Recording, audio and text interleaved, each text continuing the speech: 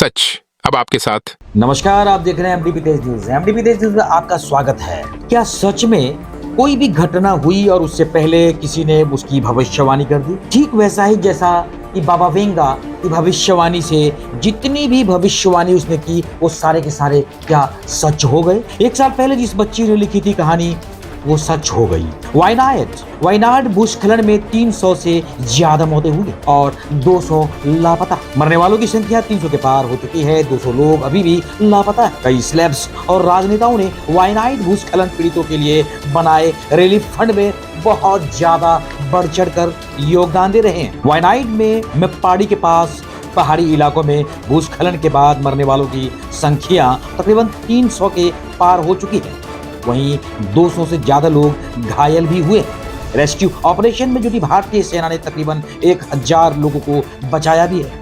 खबर तो ये भी है कि 200 लोग अभी भी लापता हैं। केरल के स्वास्थ्य मंत्री वीना जॉर्ज ने कहा है कि बचाव अभियान के लिए कम से कम 1500 सेना कर्मियों को तैनात किया गया है। फॉरेंसिक सर्जन भी तैनात हैं।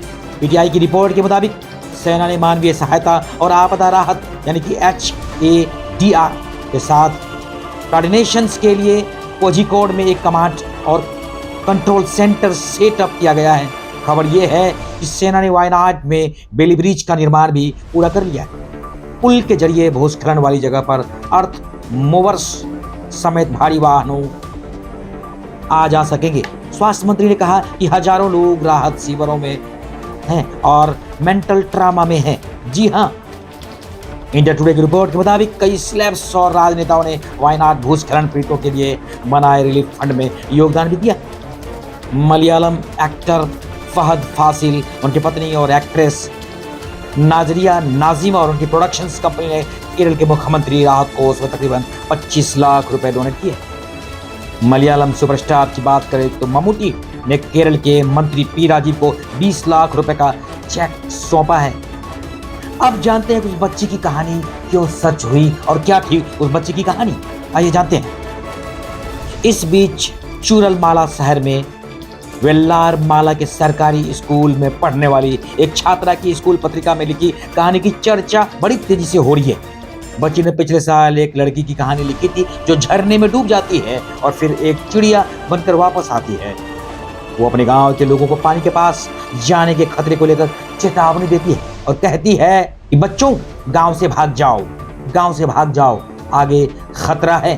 कहानी में बच्चे भाग जाते हैं, लेकिन जब वो पीछे मुड़ते हैं तो देखते हैं कि पहाड़ी से बारिश का पानी बहता हुआ दिख रहा होता है। फिर वो चिड़िया एक लड़की में बदल जाती है और उन लोगों को चेतावनी देने के लिए वापस आई। रिपोर्ट के मुताबिक भूस्खलन में मरने वालों में बच्ची के पिता भी शामिल हैं। उसके स्कूल के 32 बच्चों की मौतें हो चुकी हैं। वेल्लार माला का ये स्कूल बुरी तरह से डैमेज हो गया है, क्षतिग्रस्त हो गया है। पास में बहने वाली नदी स्कूल के ग्राउंड और क्लासों तक पहुंच गई।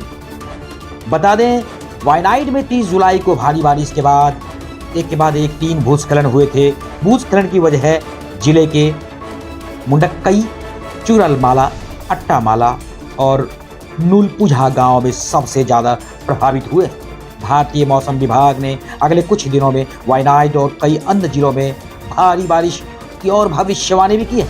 अमेरिका, रूस, चीन और ईरान समेत कई देशों ने भूस्खलन से हुई मौतों पर अपनी शोक जताया है।